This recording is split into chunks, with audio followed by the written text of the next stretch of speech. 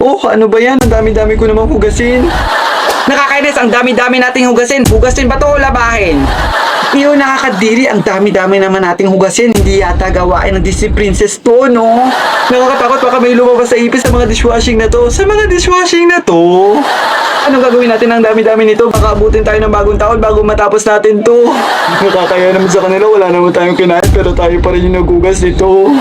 Ang saya-saya kaya maghugas, lalo na kapag wala kang hugasan, nakaka-enjoy. Nakakalungkot kasing dami ng mga hugasin na to. Ang problema natin sa life, walang katapusan.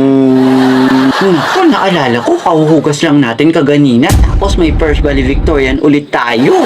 Nakakaingit naman yung iba, no? Wala silang hugasin, samantalang tayo maraming hugasin pero wala lang mamahalin. Charot! Nakaka-boring, hindi tayo matatapos kung ganyan kayo ng ganyan. Gusto ko na lang mag-rest in please, please, please. Don't you and I. Hay, sa wakas tapos na Ote, rin. ito pa. Oh, ano to? Obvious naman, di ba? Hugasin.